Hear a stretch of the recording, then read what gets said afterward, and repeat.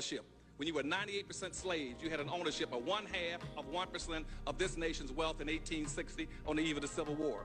Now, this is the richest country in the world, the most capitalistic country in the world. And here you are 140 years after slavery when you're supposedly 100% free and you still only have 1/2 of 1% of this nation's wealth. You cannot compete.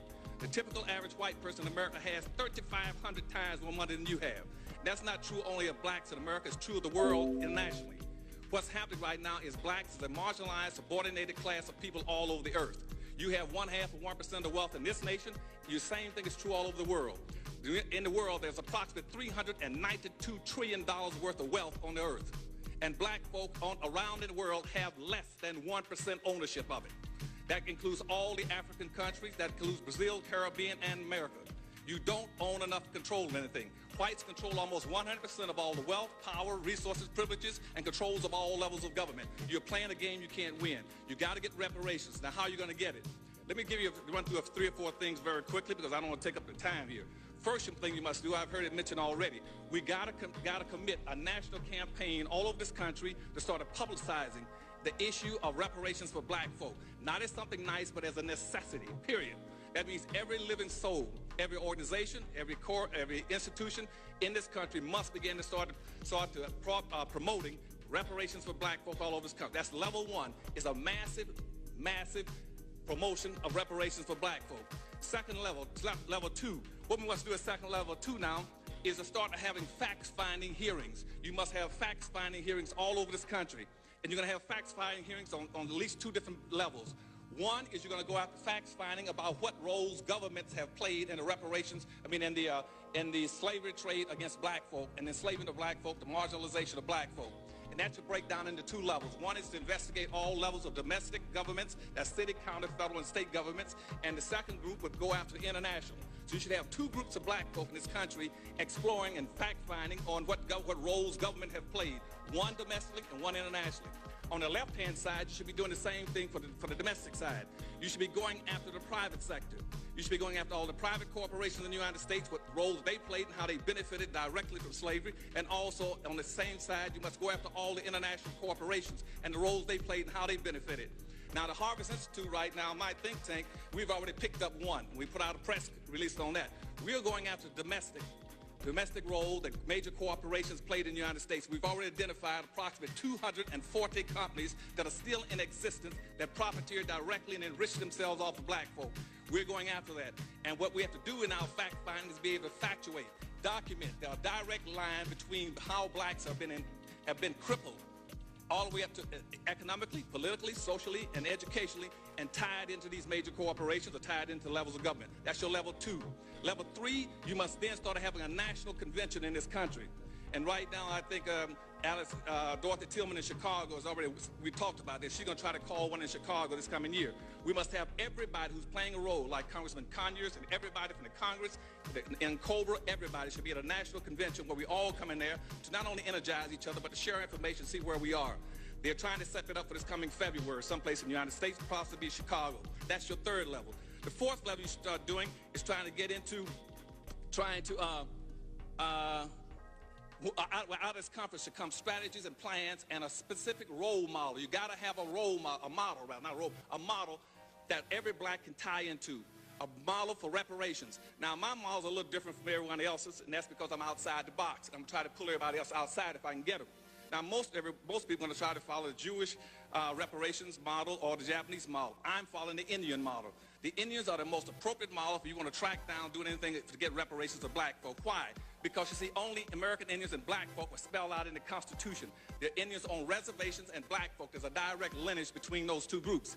And if you really want to track and get reparations, the easiest and quickest way is to go find out what happened to American Indians, what benefits they got, and track it.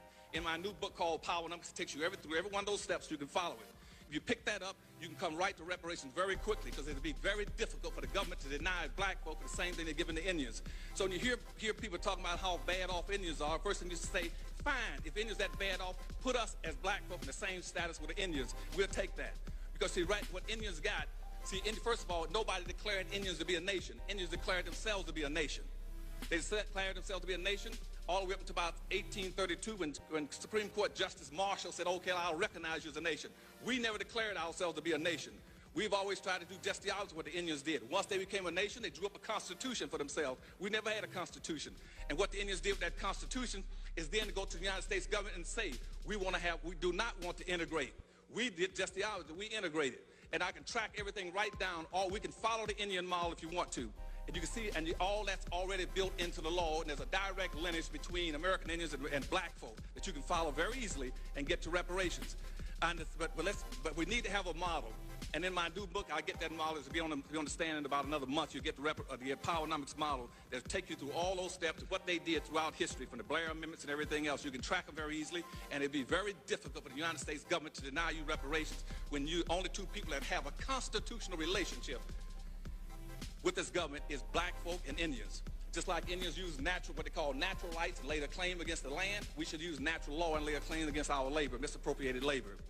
The next level what you must do is is move to a legal step. You need to form at the fourth level, get you a legal body right now, whether it's going to be pro bono or paid. And out of our convention, we should be able to raise some funds to set up a mass legal body that be ready to start serving suits based on those facts that you're going to find at the second level. And we start to find those, then we should have people going after suits. One side suing the different levels of government, other side suing the private sector to get reparation funds for black folk. Then at the last level, you need to set up, at the sixth level, you need to set up some kind of a pool, or resource, or retrieval agency that every time we get some benefits, we're going to a special fund that will be held for pooling and aggregating. Now, then out of that special agency, we break away into two groups, what I would recommend. One, you would have an economic development bank on the East Coast and an economic development bank on the West Coast. And what those banks would do is take most of the money you get and not give it to black folk as individuals. You put it into a massive bank where black folk can go draw that money to start low interest, get low interest loans or free monies to build businesses and industries throughout the United States. You also, if you track the Indians, you should go try to get yourself some tax-free, tax-exempt land. Just like Indians can go grab any piece of land and federalize and put up a casino, you tell me you want to do the same thing as a black person, get tax-exempt statuses. We can go on and on. Well, there's a lot of things we can track. Go after the Indians. But the thing that's most important, I'm going to quit, is that you got to understand that reparations are an absolute necessity. We're going to get buried alive. We do not have enough to be able to compete in this society. And the further we get away from the civil rights movement, the worse things are going to get. And when people start talking about slavery, don't just talk about slavery. Talk about Jim Crow slavery and benign neglect. You got to understand what slavery was. Slavery is the illegitimate child of racism. Racism still exists. That's slavery. Because what racism does, racism keeps and maintains what was created by slavery. Now, racism is a competitive economic struggle between groups of people for power and wealth. And it's slavery, and racism never existed until the 16th century. And when slavery went out of existence, racism took over. Racism has gone from meaning slavery to being something biological. Then it moved on in about the 1800s. It turns to be something as a personal behavior or an attitude, and now a bias and a prejudice. Racism has nothing to do with attitudes, with prejudice, and with bias. Racism is a competitive group contest between people for race, resources, and for superiority. And racism is a race without a finish line.